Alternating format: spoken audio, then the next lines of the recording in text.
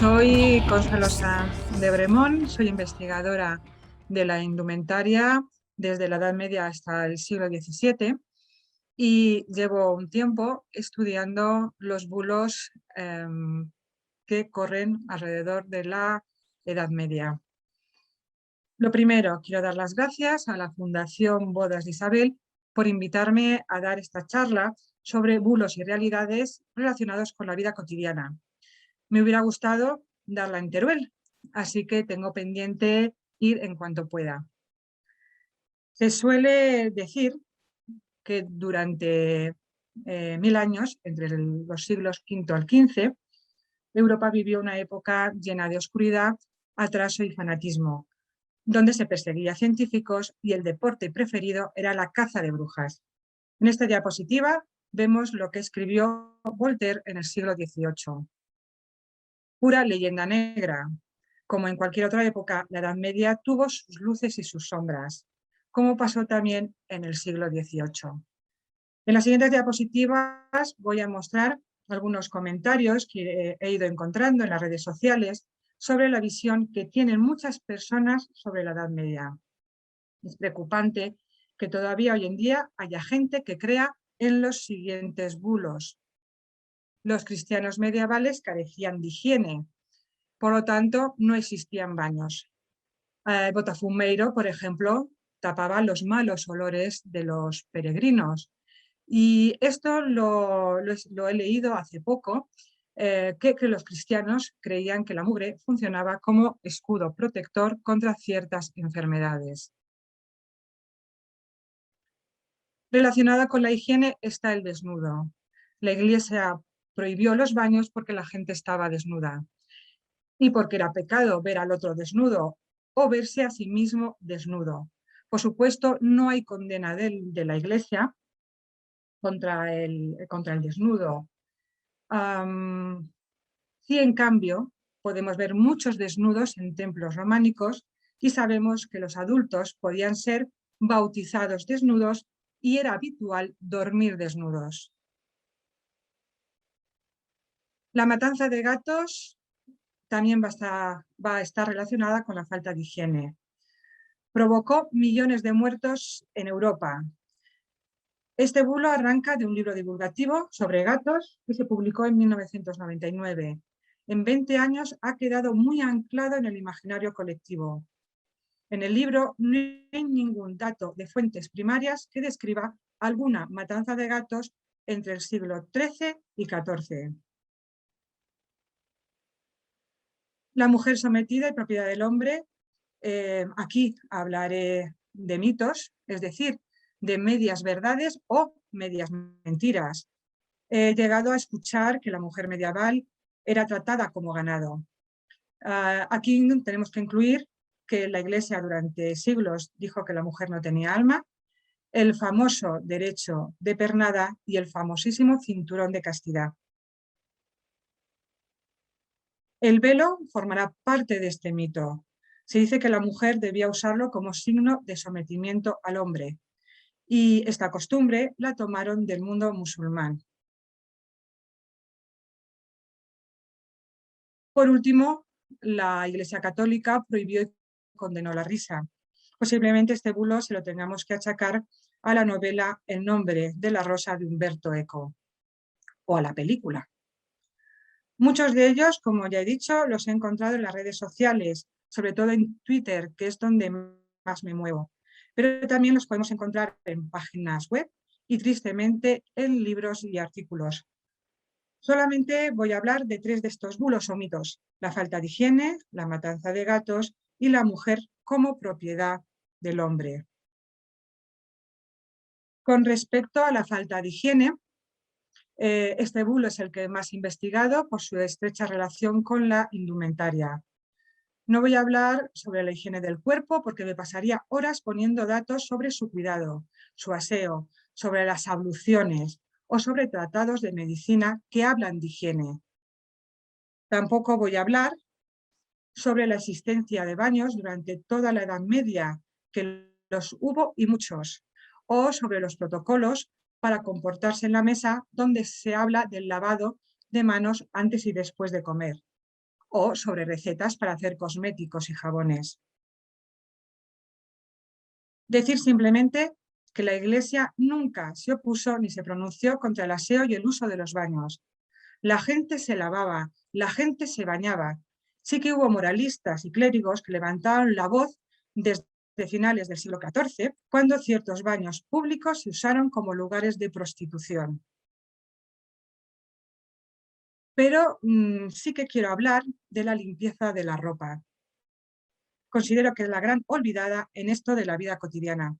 En esta diapositiva he puesto lo que escribió Clemente de Alejandría en su obra El Pedagogo, donde pide que hombres y mujeres vistan túnicas blancas porque eran decentes y limpias. Y Exímenis, en su obra El carro de las donas, escribe sobre el cuidado que debe tener la mujer con la limpieza de la casa, con el vestido y en el comer. La ropa en todas las clases sociales fue uno de los bienes más preciados.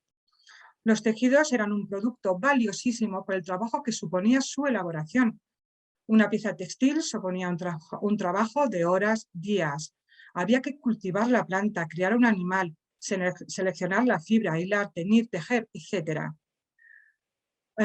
Los vestidos eran de corte sencillo, por lo que se hacían en casa. En el siglo XIV se llevará la tela a un obrador donde el sastre confeccionará prendas de corte más complejo. Las prendas tenían que durar mucho más que hoy en día. Se zurcían hasta que ya era imposible seguir usándolas. Entonces se reciclaban. Los mejores trozos se aprovechaban para hacer, por ejemplo, pañuelos, toallas. Pero es que además tenían la retacería, que es coser trozos de lana o tela para hacer mantas o colchas. La ropa hasta hace bien poco se heredaba, se inventariaba, aparece en testamentos y dotes. Por ejemplo, una campesina podía llevar en su dote un objeto de valor, que podía ser una joya o un vestido. Lo usaban el día de su boda y luego lo podían guardar como un bien valioso. La ropa se identificaba con todo lujo de detalle. Se ponía el nombre, así como su precio, y en algunos casos se escribía su estado de conservación, si estaba deteriorada o sucia. También se inventariaba la ropa blanca que había en la casa. Además, la ropa era aceptada por los acreedores que solían sacar provecho de ella en el mercado de segunda mano. Se podía empeñar y aquella que no se recuperaba, pues se subastaba. He encontrado en algunos inventarios cómo determinadas prendas valían más que un terreno. Y como era un bien preciado, pues se cuidaba. ¿Y cómo lo hacían? Voy a decir una obviedad. Por un lado, aseando el cuerpo, por otro, utilizando prendas interiores y por otro, lavándolas. La camisa era una prenda interior. Este término aparece en el siglo X. Antes del siglo X eran túnicas interiores. Sabemos que desde la época romana se utilizaban. Lo van a usar tanto hombres como mujeres y la camisa se confeccionaba con telas ligeras como el lino. El algodón con esta fibra a partir del siglo XIII. Pero también el lino se podía mezclar con lana. La camisa protegía la ropa de cuerpo de la grasa natural de la piel. Evitaba que el sudor y los olores corporales se filtrasen en las prendas de encima. Era más fácil de lavar y de reponer porque el corte era muy sencillo y se hacía en casa. Las prendas de cuerpo eran aquellas con las que la gente se mostraba en público. La mayoría estaban confeccionadas con lana. Su grosor variaba según la estación del año, pero también las había de lino, sobre todo en la península ibérica. Como prendas de cuerpo están las calzas. Este término aparece en el siglo XII y va a proteger las piernas. Las usan mujeres y hombres. Podía cubrir completamente la pierna o solo llegar hasta las rodillas. Pero cualquier tela podía servir para cubrir las piernas. Estaban los pedules, que se abrochaban con cuerdas y seguramente dieron lugar a las polainas a finales del siglo XIV, y luego estaban los peducos, como vemos en esta imagen, que cubría los pies. Las calzas se confeccionaban con lana, con cuero, con lino, seda. El lino se podía mezclar con la lana y el algodón, y algunas calzas se solían forrar por dentro con alguna tela lavable. Y ahora quiero hablar sobre las fibras naturales y sus propiedades. Hoy en día estamos utilizando prendas que mezclan las fibras sintéticas con fibras naturales. En esta diapositiva he puesto las 4 fibras que se usaban. Voy a destacar el papel antibacteriano, que neutraliza y no deja crecer las bacterias responsables del mal olor, sobre todo cuando se suda, y que las telas hechas con estas fibras son transpirables y termorreguladoras. Destacar que el lino, la fibra del lino, es muy resistente, y que la lana tiene la lanolina, que es una cera natural que repele el agua y puede repeler la suciedad. Y ahora voy a decir otra obviedad. Ayer como hoy la ropa se manchaba, y las manchas podían ser producidas por grasas, resinas, vino, tinta, sudor, orines, sangre, etc. Y ayer como hoy se intentaban quitar. La ropa se lavaba en ríos, en arroyos, fuentes o lavaderos, lugares donde acudían las mujeres. En el interior de las viviendas usaban artesas, tinajones y pilas. La ropa se podía lavar simplemente con agua, pero en muchos ríos existe una planta, que es la hierba jabonera, que tiene saponina. Cuando esta planta se estruja, produce espuma. Bueno, pues las mujeres utilizaban la planta para lavar. También estaba la colada. La colada pues consistía en someter la ropa blanca a la acción lenta y prolongada con agua de lejía. Dependiendo de la calidad de la madera y de lo pulida que estuviera la ceniza, se conseguía blanquear más o menos la ropa. Pero había manchas que no salían con agua, ni con la hierba jabonera. Entonces usaban jabones. Hay recetas sobre el uso del jabón para la ropa, como podemos ver en esta diapositiva y en esta otra, donde se utiliza un jabón para quitar las manchas de grasa. De todas maneras, había vestidos no lavables. Entonces, estos vestidos se oreaban o se cepillaban. Aún así, van a tener productos para una limpieza en seco. Se impregnaba la mancha con un producto determinado, se dejaba secar y luego se cepillaba. Si al final no salía la mancha, pues se podía optar por un teñido. Para terminar, todos los conocimientos sobre recetas de jabones, sobre cosméticos para embellecer el cuerpo, sobre confección de vestidos, o como por ejemplo evitar que la polilla ataque la ropa, eran transmitidos de madres a hijas. En cuanto a la matanza de gatos, como ya he dicho, este bulo va junto con la falta de higiene. Se dice que la Iglesia mandó exterminar a los gatos por considerarlos diabólicos y provocó la peste negra que transmitían las ratas. Realmente es la pulga de la rata. Muriendo millones de personas en Europa, porque además todos eran muy sucios. La bula de Gregorio IX, aquí he puesto un fragmento en la diapositiva, Vox in Rama, se escribió en el año 1233. Quédense con la fecha. Describe un rito iniciático de una secta donde hay sapos, un hombre de aspecto pálido y ojos negros y la estatua de un gato negro. En la bula no hay condena ni orden para exterminar a los gatos. Un siglo después tiene lugar la famosa peste negra, en 1348. Son algo más de 100 años que para la gente que cree en este bulo se estuvo masacrando a estos animales. Y este bulo me interesó por su relación con la falta de higiene y porque siempre se ha considerado al gato un animal necesario para la vida doméstica. Hoy en día es un animal doméstico, pero en la Edad Media se cuidaba para la protección de la casa y de los graneros, ya que mantenían el control de la población de ratones, que no de ratas, de pájaros, aquellos que se alimentan de grano, de culebras y de ciertos artrópodos como las cucarachas. Todavía en muchos pueblos se pueden ver casas viejas con su gatera en la puerta, por donde salían y entraban los gatos libremente. Además, en los monasterios, los gatos se cuidaban ya que los ratones atacan los libros, la madera, el cuero, los textiles o el papel. También, además, el gato en tiempos de hambruna servía de alimento. Y por último, la piel de gato se utilizaba para forrar prendas de abrigo.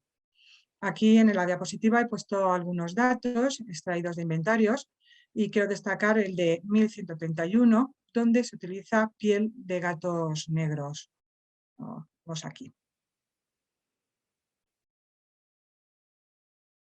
En cuanto a la mujer, como propiedad del hombre, ya he comentado que vamos a hablar de mitos. Por falta de tiempo no voy a poder hablar ni del derecho de pernada ni del cinturón de castidad. Solo diré que entre medievalistas hay un consenso claro de que ambas cosas son bulos mezclados con mitos. Por supuesto, la Iglesia nunca se planteó que la mujer no tuviera alma. En el mundo católico hay muchísimas mujeres veneradas como mártires y santas desde la persecución romana o como santas canónicas desde el siglo XI.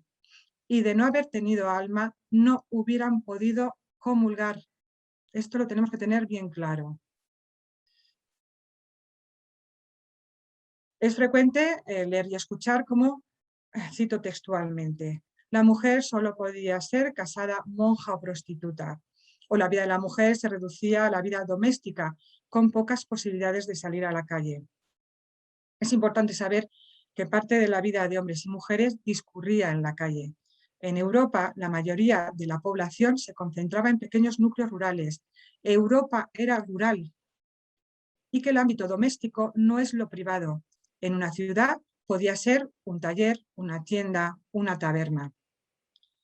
Es cierto que se incitaba a las mujeres a no inmiscuirse en las ocupaciones que se consideraban exclusivas de los hombres. Por ejemplo, estudiar, y concretamente estudiar ciencias. Se las incitaba al matrimonio, pero esto también ocurría en la religión judía y en la religión musulmana. Y también se las incitaba a la vida monacal, porque era el estado perfecto, tanto para hombres como para mujeres. A la mujer se la consideraba un individuo a proteger por su fragilidad, principalmente por la maternidad. Hubo pensadores que consideraban que era un ser imperfecto y se la consideraba inferior intelectualmente en temas jurídicos, políticos o en aquellos relacionados con el funcionamiento de la administración local. En esta diapositiva he puesto algunos nombres de mujeres importantes que destacaron en la Edad Media. Algunos en la política, pero hay muchas más. Me dejo todas aquellas que aparecen, por ejemplo, en documentos desempeñando oficios. Es verdad también que hubo teólogos y clérigos que decían que la mujer fue el origen de todos los males que padecía el hombre. La mujer era tentadora y causa del pecado. Pero ¿hasta qué punto estas ideas calaron en el mundo rural? Vuelvo a recordar que Europa era rural y que, además, a ciertos lugares no llegaron ni clérigos ni monjes. Por lo tanto, la mujer debía casarse, sí. Pero vamos a ver qué papel tenía.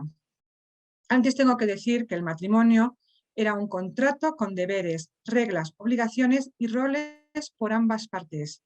En la Edad Media primaba la subsistencia y la perpetuación de la estirpe. La visión del matrimonio por amor es una invención romántica.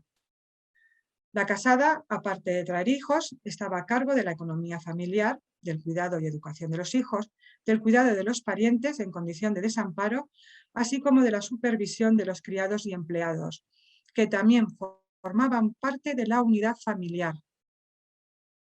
Hubo esposas y madres dominantes. Y esto es muy interesante.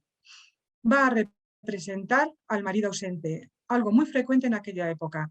El hombre salía a guerrear y el comerciante a buscar o vender sus mercancías, por lo que la mujer tenía que gobernar y administrar los dominios y propiedades bajo su cargo. En cuanto a la mujer soltera, por supuesto hubo mujeres que no pudieron o quisieron casarse. La mujer soltera dependía de su padre, pater familias, y de su madre si ésta era viuda. En caso de orfandad, la soltera generalmente acababa bajo la tutela de otro pariente, si era posible del sexo masculino o de un tutor, pero siempre dependiendo de su edad, condición física, mental o espiritual. A los 25 años era mayor de edad, por lo tanto, quedaba legalmente libre de cualquier tutela. Tenían una mayor libertad de decisión y de actuación comercial. Ellas cuidaban de sí mismas y regían sus propios bienes. Podían comparecer en juicio tanto para demandar como para defenderse.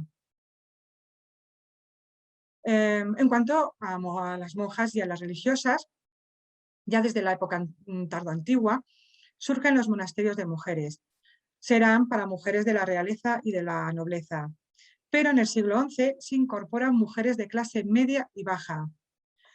Quiero destacar a las devotas y las beatas, que eran mujeres dedicadas a la vida religiosa, que vivían juntas sin estar sujetas a una regla, haciendo uso de sus bienes y actuaban bajo su propio nombre. Eran solteras o viudas consagradas al estudio y al servicio de los más necesitados. Las había de todas las clases sociales, unas aportarían su dote y otras trabajarían para ganar un salario y así contribuir también a la manutención de la comunidad. En los conventos, la mayoría de las abadesas eran propietarias feudales con patrimonio, obtenían rentas, podían administrar sus bienes, heredar, porque era su dote, podían portar mitra y llevar báculo. Quiero destacar el poder de la abadesa del monasterio de Santa María la Real de las Huelgas, en Burgos, que desde el siglo XII podía nombrar al alcalde mayor y a diferentes cargos públicos para sus dominios. Solo respondía ante el Papa, es decir, estaba por encima del obispo. Concedía licencias a clérigos para que estos ejercieran su ministerio. Este poder se pierde en el siglo XIX, cuando el Papa Pío IX, en una bula, dicta que todos los territorios dependientes de las abadesas de toda Europa pasen a estar bajo la autoridad de un obispo. También quiero destacar la figura de Santa Hildegarda de Bingen, que fue abadesa, escritora, compositora y mística. Y las mujeres trabajaron. En la corte, las damas de renombre van a trabajar al servicio de la reina. En las casas de nobles, las mujeres de familia peor posicionadas trabajaban al servicio de las mejor posicionadas. Hubo reinas que ejercieron dominio político de forma autónoma y hubo mujeres tenentes, pocas, pero las hubo. Las mujeres comunes desempeñaron variados oficios en las ciudades. Hubo mujeres que tuvieron su propio negocio, independiente del de su marido, para ayudar a la economía familiar. Ella se ocupaba de la economía doméstica y podía ocuparse de la economía del negocio. Podían trabajar en casi todos los gremios, siendo más habitual su presencia en el mundo textil y en el de la alimentación. También hubo vendedoras ambulantes de productos agrícolas. No era infrecuente que ayudaran en las obras de construcción, sobre todo en épocas de escasez de mano de obra masculina, realizando tareas similares a la de los peones. En los puertos podían trabajar descargando productos de los barcos y hubo juglaresas. Dentro del hogar eran responsables de atender las dolencias más comunes, sobre todo las femeninas e infantiles, y por supuesto atender a los partos. Las campesinas se dedicaban a las labores agrícolas de siembra y recolección y al cuidado de los rebaños familiares. Lógicamente tenían las mismas responsabilidades domésticas que hemos visto en las mujeres comunes. Cuando las ciudades crecieron, las mujeres más jóvenes solían ir a trabajar a la urbe, como criadas, bien recibiendo un salario o bien a cambio de comida y alojamiento. también servían en talleres o podían ser requeridas como nodrizas. Y para terminar la charla, quiero hablar de los velos y los mantos de las mujeres, donde hay mitos mezclados con bulos. He llegado a leer que las mantillas que usan las mujeres en las procesiones de Semana Santa fue, y cito textualmente, una tradición que hunde sus raíces en el periodo musulmán de la península. Lo primero, decir que la mantilla fue un manto que aparece en el siglo XV y fue evolucionando en los siglos siguientes. Lo segundo, los velos y los mantos fueron usados por las cristianas antes de la aparición de la religión musulmana. El uso de estas prendas en la cultura cristiana tiene un origen oriental y mediterráneo. Las íberas usaban un manto y una pieza de tela para cubrir la cabeza. En esta diapositiva he puesto prendas que llevaron íberas, mujeres de Palmira, en esta imagen, griegas y romanas. Estas últimas sabemos que debían usar velos en público. Se usaron tanto por motivos religiosos y jerárquicos como por motivos prácticos. Va a proteger del calor, del frío, del viento, el polvo, etc. O se usaban simplemente para no ensuciarse el cabello. También durante toda la Edad Media el hombre usó mantos, no fue algo exclusivo de mujeres. Y también los hombres llevaron tocas, pero de esto hablaré un poquito más adelante. Y voy a hablar de las tocas y los velos. El velo era una tela transparente que se llevó desde la antigüedad.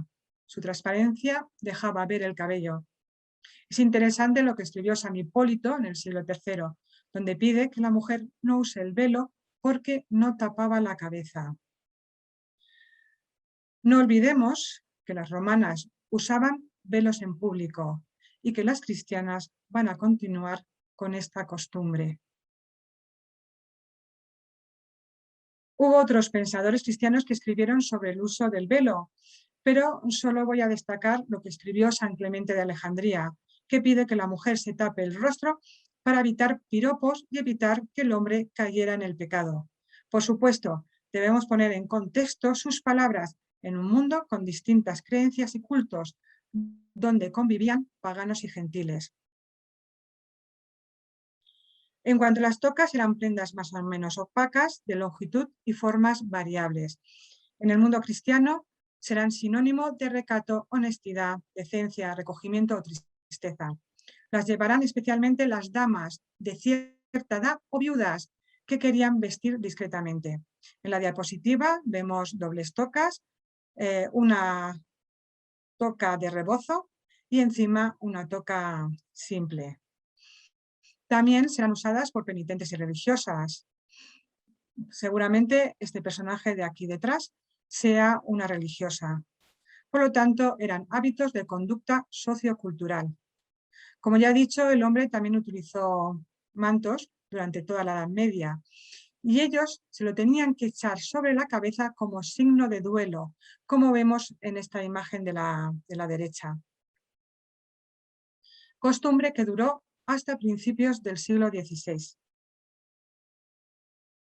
El uso de tocas, como las que vemos en esta diapositiva, se empezó a generalizar en toda Europa desde el siglo XII, con el crecimiento de las urbes. Las mujeres se cubrirán la cabeza con esta prenda para mostrar su condición de casada y así evitar equívocos, es decir, evitar que los desconocidos se insinuaran a mujeres casadas. Este otro tocado que vemos aquí, en el lado derecho, cubriendo la cabeza, enmarcando el rostro y tapando el cuello, parece ser que fue traído por los cruzados. La mujer cristiana lo usará como moda, pero también los hombres. Sí que es cierto que por influencia musulmana se usarán bandas de telas largas y estrechas puestas a modo de turbantes. Será también moda. Lo llevarán los hombres desde el siglo X como mujeres desde el siglo XI y también perdurará hasta principios del siglo XVI. Por lo menos hay que decir que la mujer no ocultó su rostro desde la época tardoantigua. Sí es verdad que las mujeres y los hombres se van a tapar la nariz y la boca cuando viajaban para protegerse de las inclemencias del polvo y de las inclemencias del tiempo. Y en estas siguientes diapositivas he puesto tocados que se llevaron desde el siglo X-XI hasta el siglo XV. Vamos a ver velos, prendederos, que se ven aquí, en esta otra imagen, bonetillos, cofias de trenzado, redecillas, rollos. Pero es que además en el siglo XV se dispara el número de tocados que la mujer lució. El tocado de cuerno y los bonetillos. Y he puesto lo que escribió Fray Hernando de Talavera. Es muy curioso lo que escribe. Fue el confesor de Isabel la Católica y en su obra El Tratado sobre el Vestir muestra su indignación por la gran cantidad de tocados que se usaban y por las perrerías que hacían las mujeres con sus cabellos. Recomiendo leerlo, el trabajo se encuentra muy fácilmente en internet. Por tanto, para terminar, los velos y las tocas se usaron en Europa, donde se desarrollaron costumbres y culturas diferentes por motivos prácticos, por moda, como lenguaje visual para diferenciar casadas de solteras, por pudor. Y entre los pensadores y teólogos tendrá un valor simbólico. Estas prendas las debían usar las mujeres casadas como signo de sujeción al hombre, que no sumisión. Es importante estos dos términos. La mujer estará sujeta a las instrucciones del marido, instrucciones que se presuponen que son buenas, pero la mujer no debe someterse porque eso implica que se rinda a la voluntad de otro, aunque vaya en contra de sus principios. Y esto lo tenían muy claro ya desde los primeros siglos del cristianismo, porque había cristianas casadas con paganos. Y con esto ya he terminado. Muchas gracias. Espero que les haya parecido interesante y si tienen dudas les invito a visitar mi blog donde pongo también mi bibliografía. Muchas gracias.